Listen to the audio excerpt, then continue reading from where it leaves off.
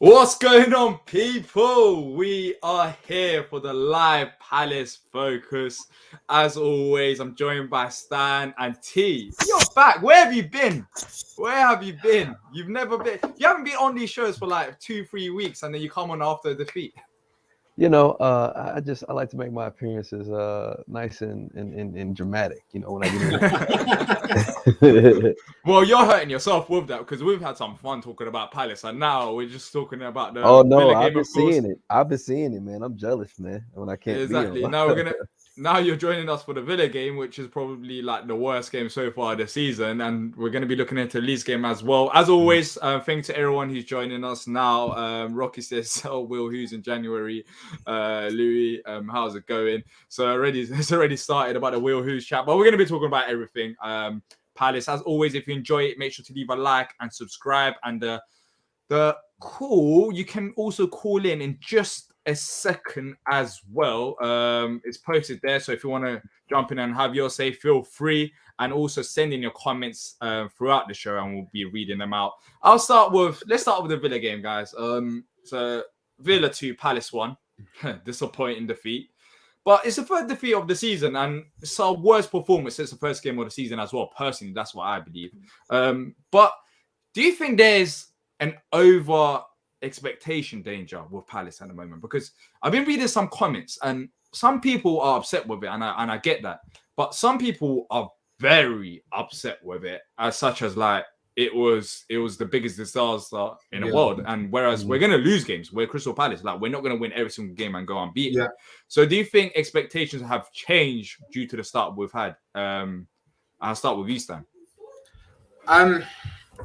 What are we panicking about? I mean, we've lost one. We got one defeat in 7. We've lost 3 times all season, and we're 11th in the Premier League on 16 points. I mean, like, what do people want? Yeah, we haven't been great the last 2 games. We've got a point out of Burnley. Villa were better than us on Saturday, but what do people want? I mean, where are we realistically expecting Palace to be? I mean, like, I don't know. I mean, it's, we're gonna have bad games. It's not great watching. It was frustrating, and I watched it in a pub full of Aston Villa fans because we share our pub with them. It wasn't pleasant, but it happens, and you move on to the next, right? I mean, what do you want to do? Like, go back to playing under Roy Hodgson, or I don't know, man. I don't know what the expectation is. I mean, have we got a Champions League team? I mean, seriously, like, you tell me, man. And plus, we've had some injuries as well, T. And yeah, talking about expectations, what's your expectation? I mean, there's gonna be bumps in the road. You have to understand that.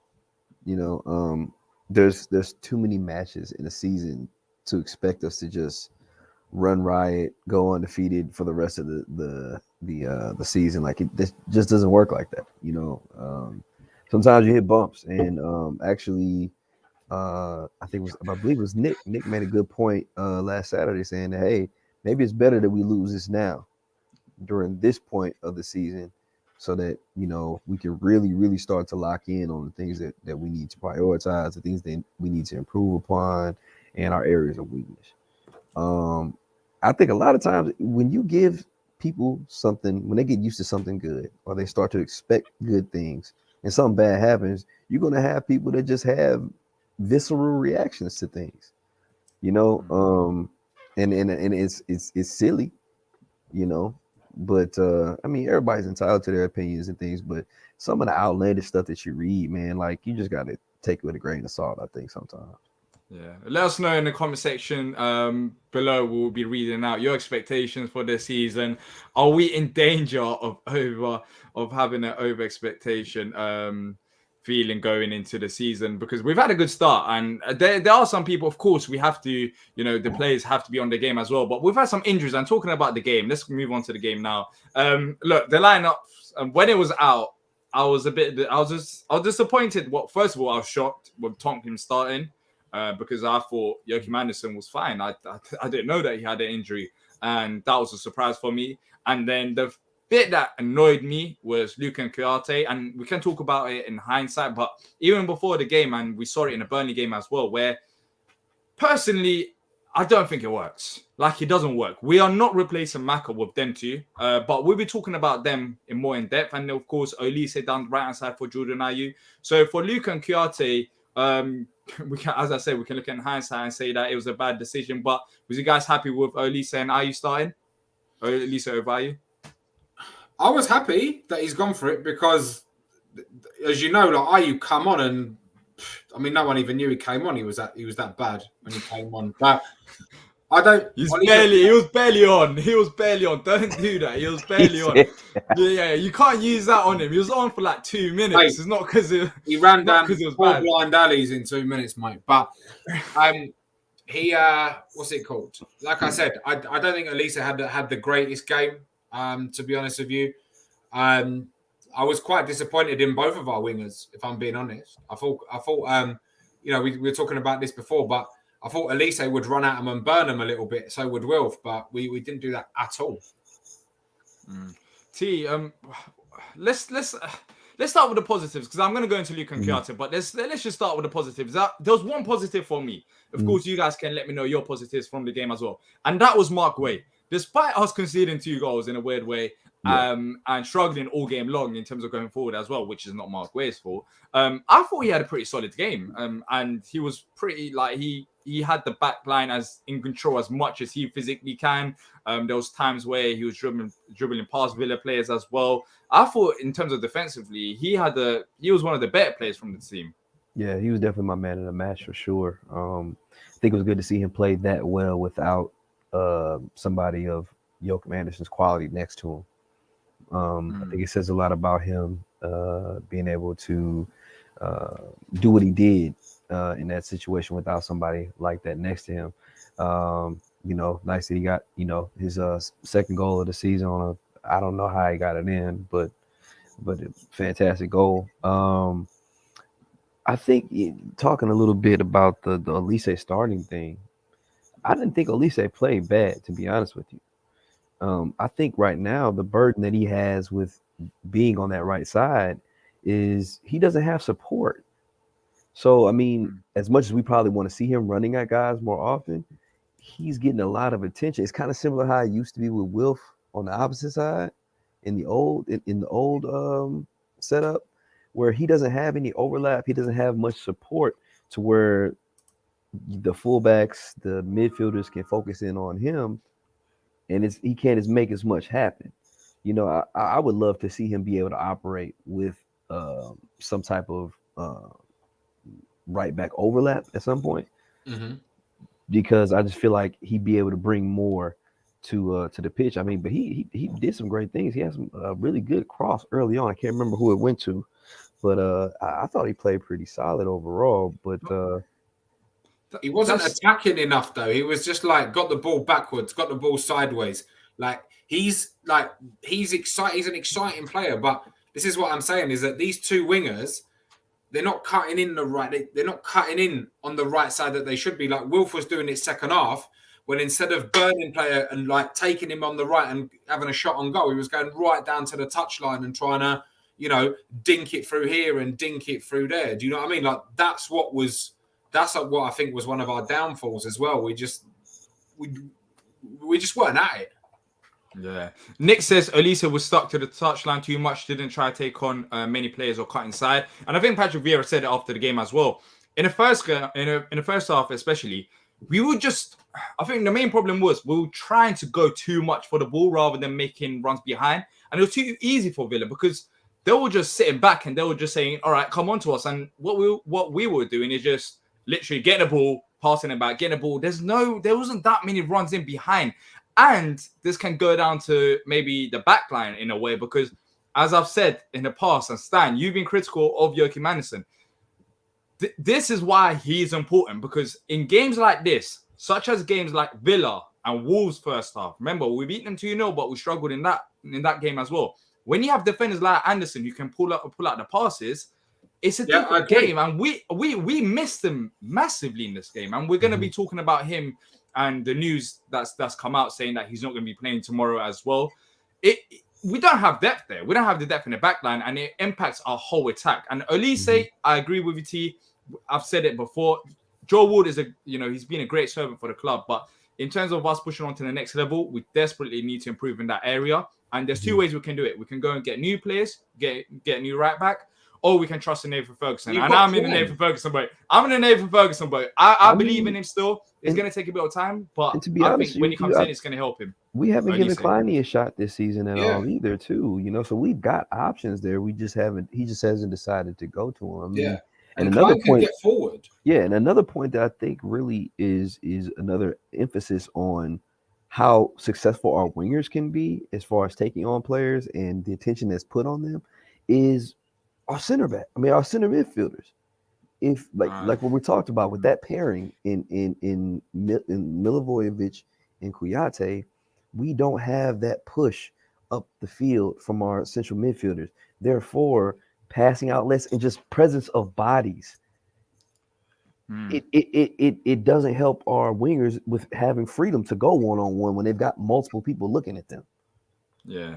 I'm going to read out some more comments and we're going to get into that. We're going to talk about the midfield because that's the main talking point. We're going to keep the show precise and short this week because, of course, we've got it's a Monday night and normally we don't do it on Monday nights, but we thought we might as well do it this week before the Leeds game.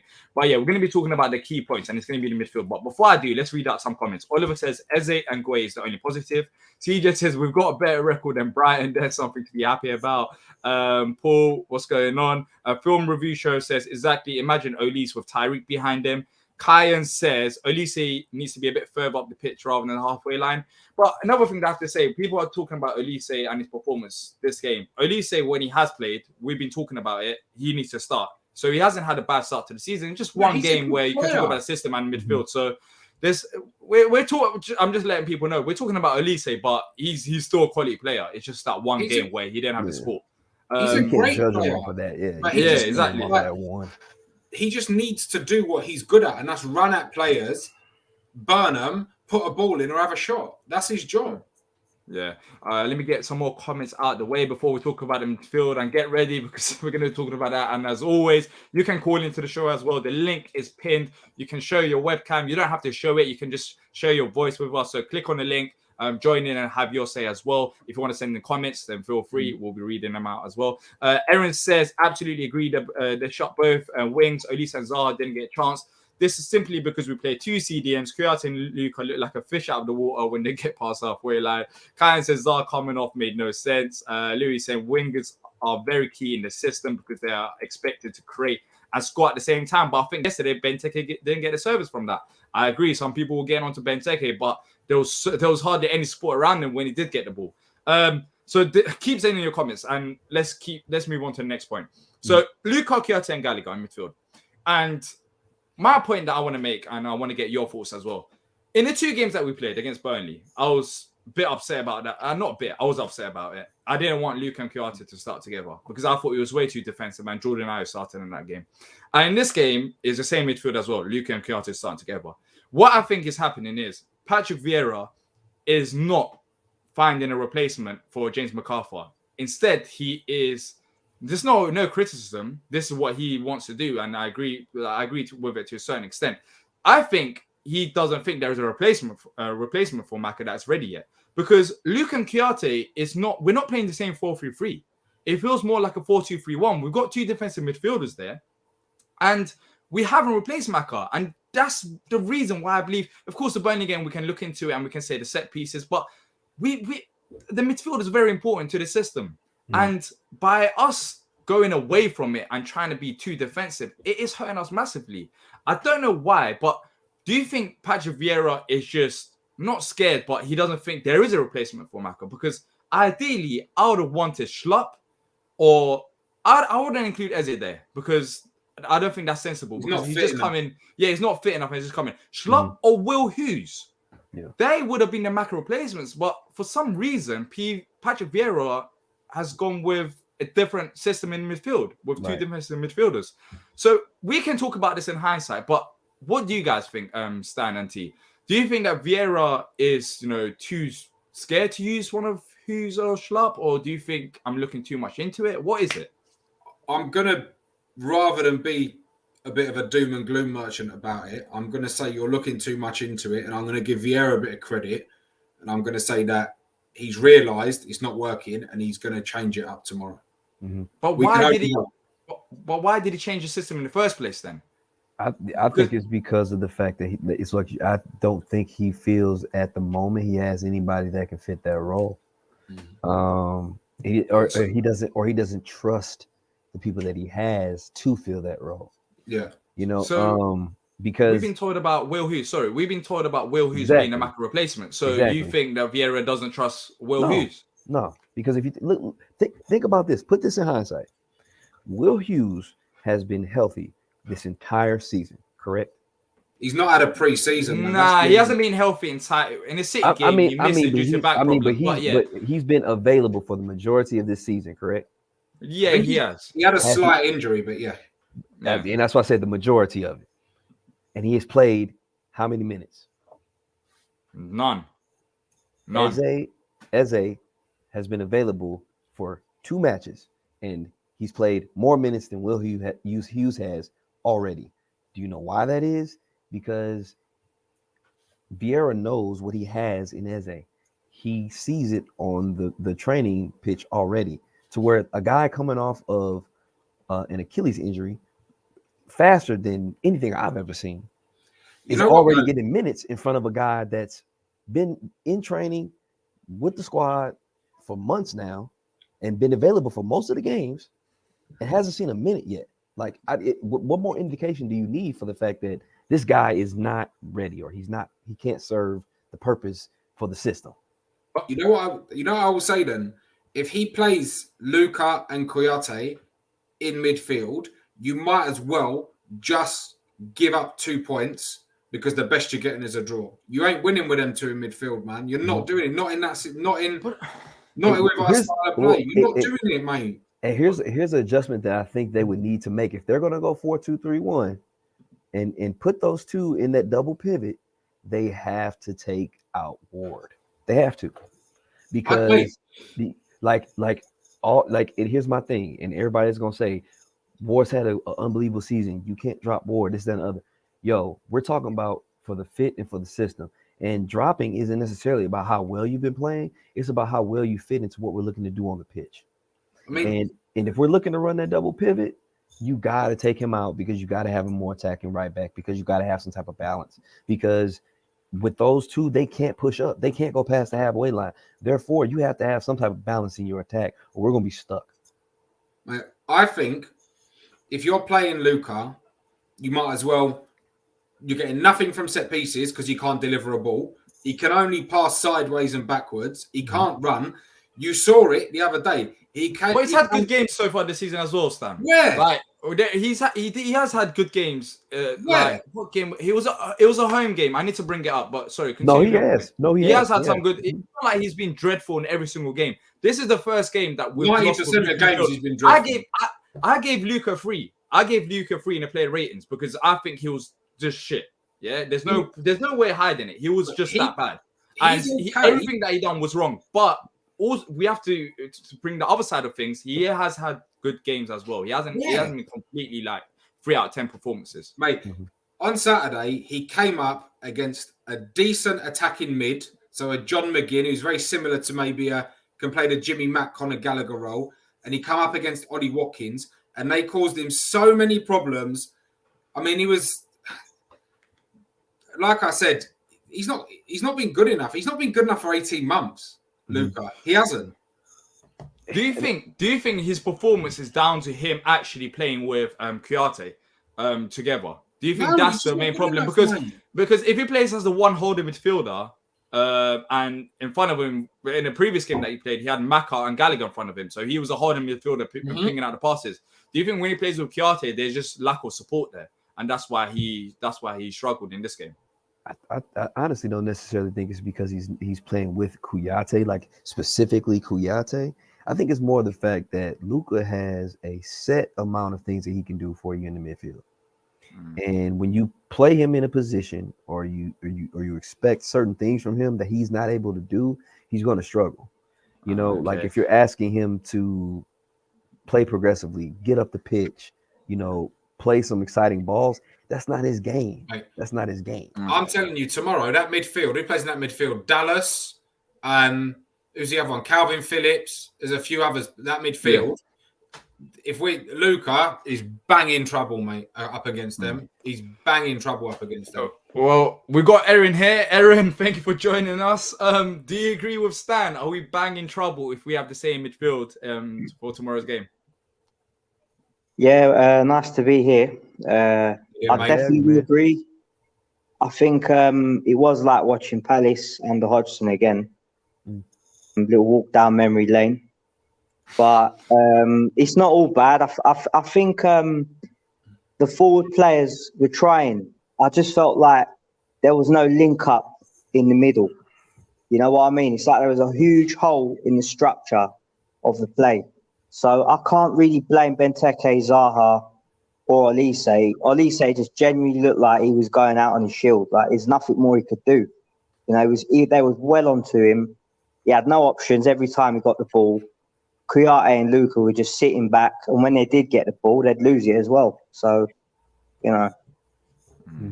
So we were talking about it just a second ago. Do you think Vieira doesn't trust Will Hughes and Schlupp to play in that Maka role? Because, as I've said, I believe, maybe disagree with me, I believe that Patrick Vieira has changed the system in midfield. We've gone with two defensive midfielders, and we don't have the same intensity in terms of the creativity in midfield. Like, we've just got Conor Gallagher there, and Luka and Kouyaté don't work together. Do you think Patrick Vieira doesn't trust the two options he's got on the bench, or what is it then, if it's not that? Absolutely. I think whatever it is, he's not seeing in Will Hughes. He's not ready to play him yet. I mean, otherwise he would have by now for sure. You know, you've got a guy there who's he's match fit, and he just hasn't given him any game time. So for whatever reason, I just think Vieira doesn't feel confident that he will be a fit replacement for MacArthur. And let's be honest, no one's a fit replacement for MacArthur. I just think it's his sheer experience, the style of play, that suits Palace so well. He's like the glue that holds the team together. So, you know, we can't replace MacArthur. I honestly think that we need to seriously look at the squad depth come the January transfer window and try and get a midfielder in. I don't think I think they spent so much money in the summer. I don't think there'll be anyone coming in, mate. Yeah, well, this is it. Yeah, exactly. So unless it's like a loan or something. I listened to John Textor, his interview on The Athletic. He was talking to Mark Chapman, and if you haven't already done so, make sure to go check it out, because is very good. And lots of people don't know much about John Textor, but he gave an insight into his life before Palace and how, you know, the owners speak every Sunday, or I think it was every Friday. I was listening to Friday, so I was half asleep. Yeah, every Friday they have conversations and how they want to make sure the club is debt free. They're going to build a new stand, so they will do whatever they can to make sure that we can bring in new players. But also, what John Texas did say, that in my life, the main mistakes I've made is put my businesses through debt. So he's not going to put Palace through a sticky situation to go and improve our chances of pushing up the table. And I understand that. But we'll see with new signings. Erin, lastly, before you go, what do you think about the Leeds game? Any changes in personnel that you want? Yeah, I mean, I've got faith in the team. You know, I still think that we've got the minerals there. I think we need the ingredients to take a win at Leeds. We just need to be careful with the formation in the midfield. Just make the right changes. And I think Vieira will get it right this time. Well, hopefully that's the case. Thank you to Erin for joining us. As always, you can join. You can join like Erin. Just click on the link. You don't have to turn your webcam on if you don't want to. If you do, then feel free and have your say as well. But we'll be reading out comments throughout the show as well. So Palace 1439 says Will Hughes has had no preseason after training with the under-23s. Then he picked up a back injury. He has to get minutes tomorrow night, though. John says I totally agree with that, but the no preseason is only going to wash for about another 2 games, and after that you've got to be like, we're not asking him to start. We're not asking him to play 90 minutes right now. We're asking him to get onto the pitch, like, you know what I mean? Exactly. It's just the basic. Just step on the pitch. We're not asking him to go a whole just get a minute. Just get a minute and a touch of the ball, like, you know what I mean? Exactly, just touch the ball. John says Banks and Raksaki surely gets a chance better than Luka. If they so, were fucking, hey, yeah, they should give Boateng a look right now. Jesus Christ. Yeah, I don't think that's going to be happening. That's going to be happening anytime soon.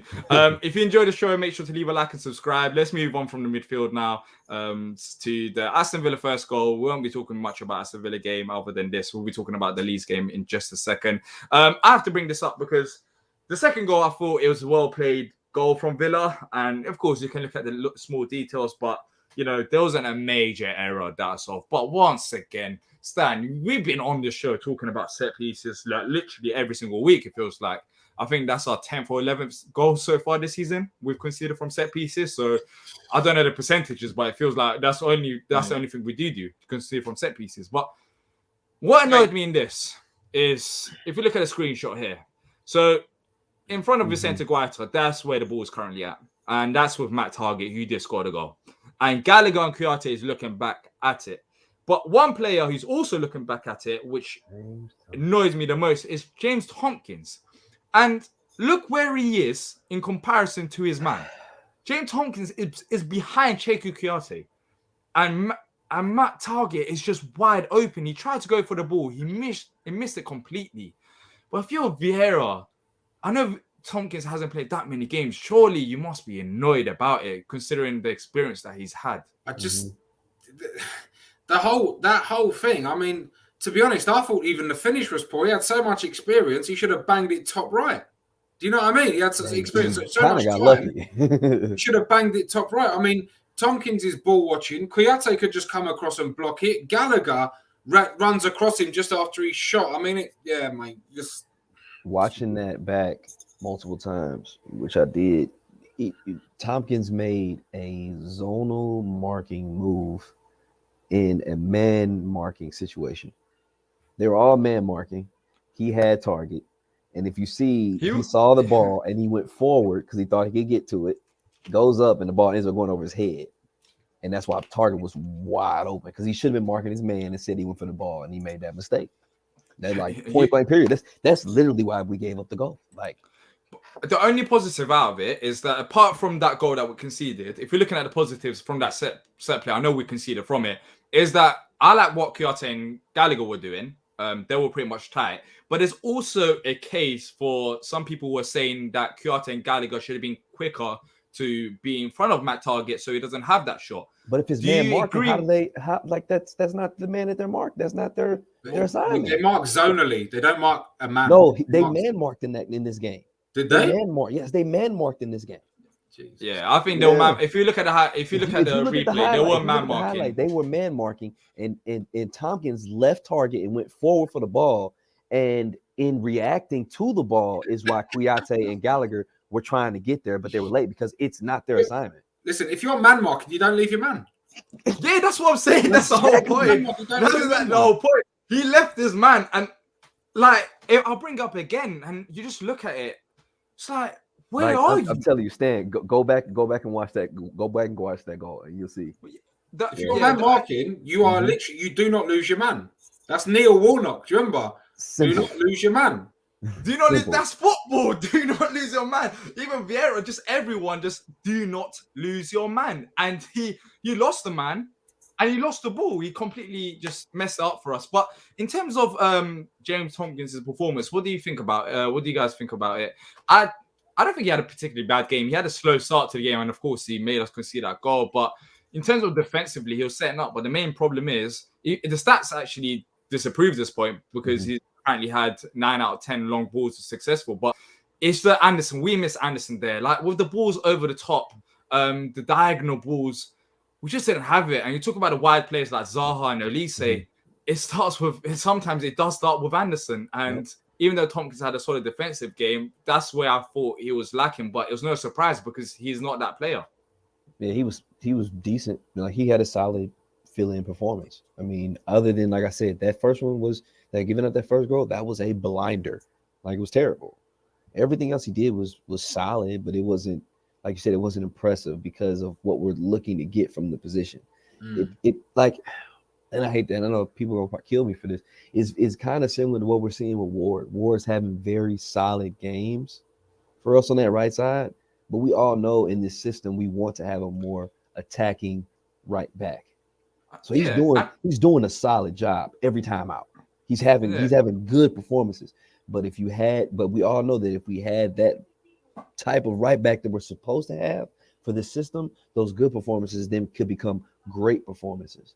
Just like with having a guy like Tompkins in there, he's good, he's doing well defensively, but he can't make those passes. He can't unlock one of our wingers on the end with one of those passes because that's not his game. No, for sure. He's an experienced Premier League defender. Like, let's be real. Like, he's not a bad player. I mean, okay, he's not Joachim Andersen, but like, he didn't cost us the game. We were shit. He did play. He didn't cost us the game in particular because I thought the midfield was our main weak point. But you do miss Joachim Andersen as well. Of course. You do miss him in there. Because you don't understand, like, I don't think people really take into account when he makes those type of passes, those diagonals out to the wing, what that does to get us one-on-ones for guys like Elise and Zaha. Think about the opportunities they might have had in this game if we could have served a couple balls to them like that, where the midfielders are trying to now scramble and get back. And now they can run at one of those wing backs. I mean, one of those fullbacks. They got an opportunity to run at them because they got a one-on-one rather than multiple people trying to corral them. Yeah, I think it was a big miss, and it's going to be a miss tomorrow as well in the Leeds game because he's not going to be playing there. Yeah. And Leeds, luckily enough, Leeds are not going to be sitting back. That's not their style of play. But for games like Villa, when teams do sit back and just say, come at us and try to break us down, we're going to hit you in a counter-attack. Joachim Andersen is vital for us. As simple as that. Let's quickly talk about two other points about Villa quickly before we move on to the Leeds game. So Zaha substitution. Was it a right call or should Elise have come off instead? Because at the time I thought, wow, Vieira sending a message. Because when do you really see Zaha getting subbed? Like, I can't remember. So that was a shock for me. But then again, I was thinking, was it the right call? Because yes, they both didn't have a great game. But if someone can change the game, if you're talking about proven players, then it's Zaha over Elise. So why didn't he take Elise off and kept Zaha on? Zaha was furious. Like, he was pissed off after he came off. When I was looking at his reaction, he was not happy at all. But what did you guys think about the substitution? Edouard playing out wide once again. Do you think there's a... not a threat, but do you think Vieira is over liking this idea of playing Edouard out wide because we've barely seen him up front? Go ahead, Stan. I don't think it's a bad call taking Wolf off. He didn't have a great game. I don't think there's anything in it that Vieira's showing him who the boss is or whatever like that. That's not the case. I just think, look, he didn't have a great game, and Vieira's the manager, and it's his choice who he takes off. So I think Elise came off a couple of minutes after that anyway. So, I mean, it doesn't really matter. I mean, quickly, before I get your thoughts, this is a good point. Lewis said on a yellow right call. That's exactly what I was about to say. Before I forget, yeah. So Patrick Vieira did come out after the game and did mention that Luca got subbed off and Wolf got subbed off because of the yellow. I'm not too sure about Luca being subbed off because of the yellow because, boy, he just didn't have a good performance. But that might have been the reason as well. But then again, how many times does Wolf get sent off in games? Like, when have we seen Wolf get yellow and get sent off apart from the Southampton game where he was clapping? So maybe Vieira doesn't know that, but yeah, I thought I'll put that in. I mean, it's I think it's a matter of, like you said, he was on a yellow, and I mean, he was getting pretty wound up. I cannot lie. As you watch that game, he was getting wound up even after that yellow, which is evident. But he didn't have the greatest game, you know what I'm saying? And as a manager, you can't be afraid to make that move. And I guess I appreciate that about Patrick Vieira, to be able to have the guts to make that move. Now, the move they did make with bringing Edouard in on the wing is what worries me the most, because I feel like I'm worried that Edouard might end up getting pigeonholed to that wing position. You know what though? 2 shots on target when Edouard came in.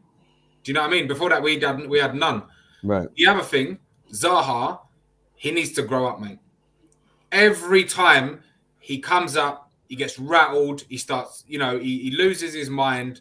Like, mate, just play the game. You're a good enough. Nah, you can't do that, Stan. Stop getting rattled. I'm not letting this slander happen on my watch. I'm not letting this happen on my watch. It's not about him getting rattled. It's just who he is.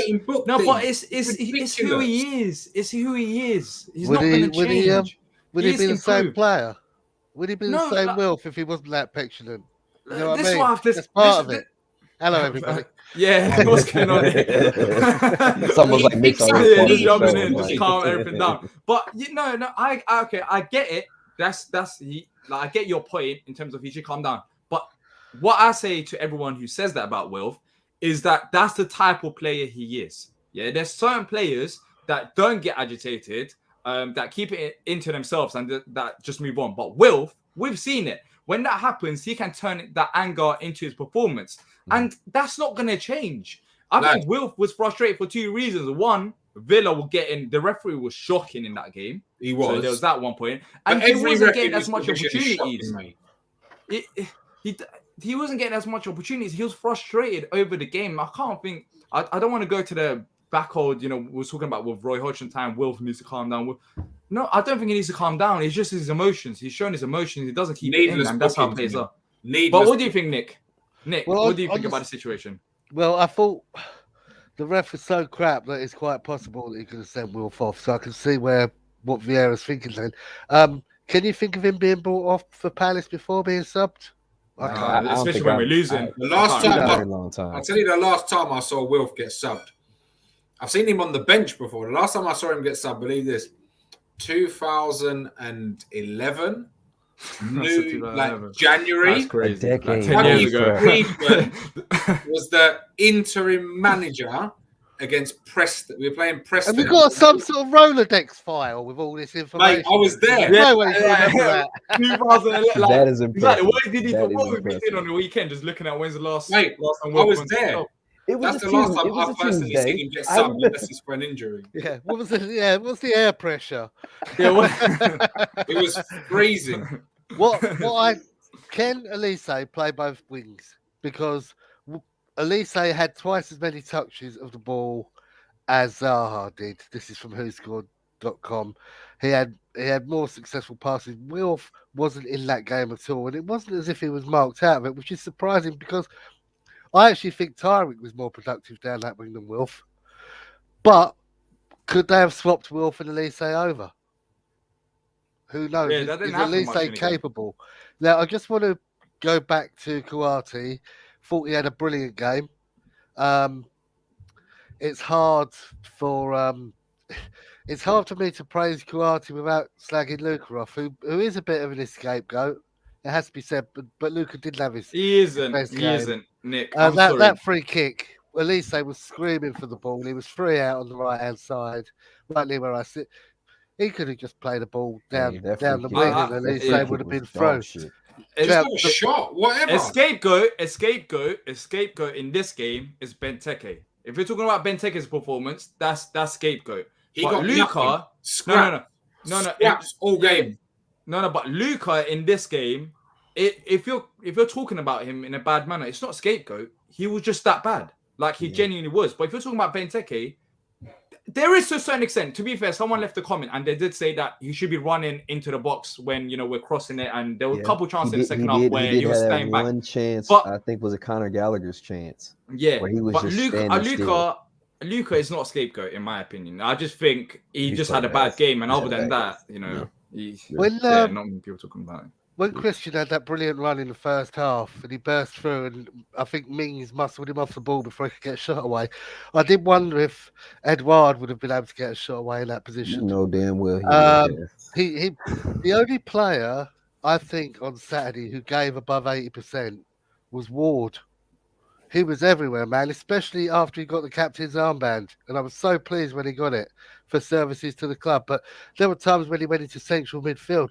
He was the one that seemed to want to get us back into the game more than anybody else. You could see the passion in Ward. And for that, he's really got to be applauded. Now, Villa weren't that good. They didn't have many shots on target.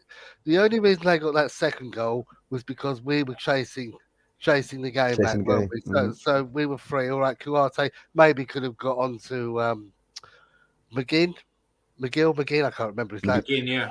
McGinn. We lost that game because of the set piece again, because I don't think Villa would have scored. In fact, that broke up our rhythm because we first 15 minutes, Wolf had that chance where he went narrowly wide. And I think Benteke had his chance. But were it not for the set piece, I think we'd have been a lot better. Now, our problem is, you talked about Anderson. He does provide another form of attack because, he's part of the attack. yeah. Now, Edouard, I think, is the sort of player who will find a position in the box so that we don't have to rely on getting the crosses in for Benteke, who for some reason Saturday wasn't getting into position. In fact, the best cross was Kouate's, wasn't it, in for Gueye? Yep. Yeah. You know, when it's our central defender getting into position for crosses. So I agree with T about the Edouard being on the wing, but who else have you got that you can go out there at the moment? Yeah. Look, we're running out of time, and I'm looking at it now. We managed to speak about the Villa game for 40 minutes, and I said that we'll be talking about it for only 15, 20 minutes. I don't know how it's happened, but we need to quickly move on to the Leeds game. I'm sorry to everyone who's watching it back or listening right now. We're not going to be able to discuss the Leeds game in much detail. Sorry about that. Of course, it's a Monday night, and I have to end it as soon as possible at 8 p.m. UK time. So, Nick, I'll quickly get your thoughts. What do you think? Do you think that we can have that bounce back in the Leeds game, or is it going to be another difficult one for Palace? I don't think Leeds will sit back. I think it'll be equal on possession. So I think we've got more of a chance to break them down when they leave gaps. Villa didn't leave any gaps for us to thread the ball through. It's the whole Brentford game again, the Villa. I'm talking about Villa again. But if we can get penetrative balls through, then we've got a chance. It's just that we haven't had that option. Leeds will be a little bit more open. Last season, we did them 4-1 at home, didn't we? I've got a feeling we can do the same. It all depends. But stick Gallagher where Luca is, and then get Eze in up in the centre attacking midfield, or even Edouard in centre attacking midfield. So you've got Edouard and Benteke sort of occupying those two roles. And they can swap with Wilf. Wilf can play, we've got players who can play in different positions, so why not swap them around during the game and confuse the opposition? Okay. Well, thank you, Nick. I'll be speaking to you lots Appreciate about Palace more anyways. Always appreciate you man. always jumping on. So that was Nick there. Quickly, guys, let's talk about the Leeds game. Just thoughts and your score predictions. I'll start with you, Stan. We've got to get something up there because we've got United away at Old Trafford on Sunday, and that's not going to be easy. First game under the new manager.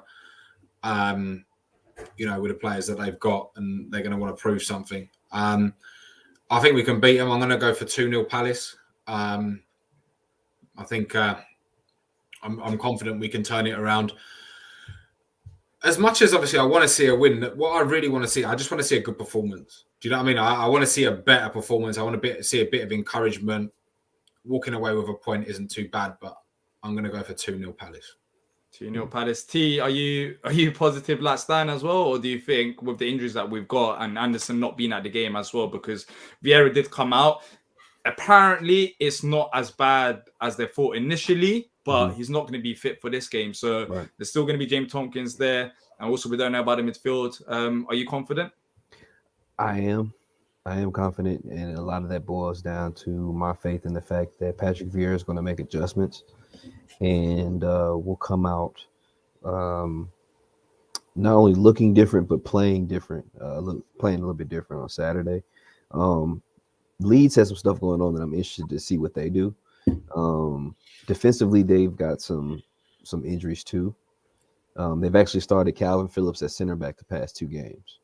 Really? Yeah, last 2 games. Yeah, yes. Funny thing is, due to injuries. But here's the funny thing though. In their last game, he started at center back. They took him off at halftime. Due to an injury. They said it was not injury. No, Bielsa said in his interview that it was not injury related. That's weird because they did talk to Leeds fan. He said, I don't know. I thought he was injured. And I mean, but he's had multiple times this season where he's either been on the bench and not played. He's been on the bench and not played, and then once he's not been in the squad and it wasn't injury related. So I'm interested to see what that does with that. I think it'll be a pretty wide open game with the way that they like to play, especially because they're going to be at home. I'll go 3-2 Palace. 3-2 Palace. I think we'll concede a couple of them. Yeah, I think we've got enough talent to score as well. That was my prediction. You just Yeah. took it away from me. Yeah. So I have to change it up We'll now go because you 4-3 can't go then. with the same Up prediction. me, up one up me, 4-3. Come on. All right, 4-3. 4-3, yeah.